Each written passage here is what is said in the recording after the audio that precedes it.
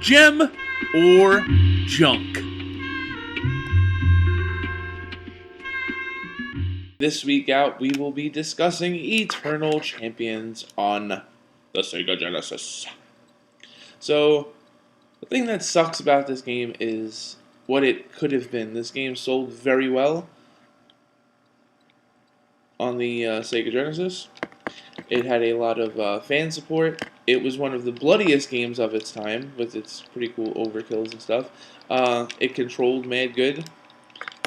I remember when this game came out that it was very much like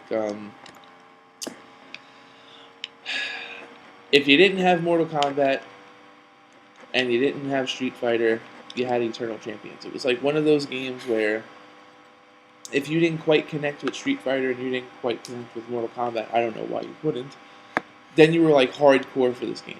Like people were so hit or miss for this title that it's kind of hard to kind of explain its legacy. But what I will say is that for me, these visuals were different. Just like the camera angles were different, there wasn't so much going on in the screen as Street Fighter or Mortal Kombat. I'm awful. I haven't played this game in a long time. But what I will say is, in terms of story, this game was pretty cool. So basically the way it turns out is mankind is being destroyed because people of greatness are passing away before they're able to be, as successful as they should have been, basically. And he just threw a knife at me. So, there we go. So what you have to do is kind of like rewrite history. So, with that being said, Mortal Kombat had a story, Street Fighter had a story, but it wasn't as involved as this. There wasn't weapons, really, in Mortal Kombat. There wasn't weapons in Street Fighter. This game kind of opened up the floodgates for games like Soul Calibur, Weapon Lord, even Virtua Fighter, because you think about it, this game had a sequel. There was another version announced of Eternal Champions 3 announced for the Sega Saturn, and Sega decided to kind of like scratch this and to focus on Virtua Fighter. So Virtua Fighter ended up becoming like a major hit, naturally. But this is kind of like one of those games that could have been something really special. It would be awesome if I could actually win a match. I'm trying to like kind of combo this guy. This game is a lot harder than I remember it being. I'm trying to cheese it up a little bit. And I'm getting my rump handed to me. But bottom line is, this was a game that kind of like fell off into oblivion. So if you're a hardcore fighting game and you like to collect fighting games, this is definitely one that has been forgotten. It's definitely one that belongs in your collection. I enjoy playing this game, but I have to say the characters aren't nearly as iconic as Street Fighter.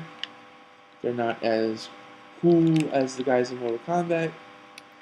But it's one of those fighting games. It's kind of like, it reminds me of Zero Divide, if you guys have ever played Zero Divide on PlayStation. Zero Divide is one of those games that, like, at the time, you had Mortal Kombat Trilogy, Street Fighter Alpha 3, or Street Fighter Alpha, Battle Arena Toshinden, Virtua Fighter, Tekken, and it kind of got lost in the shuffle, but that doesn't mean that it wasn't a great game all by itself. So, again, if you're a hardcore fighting fan, this is a game that you should own.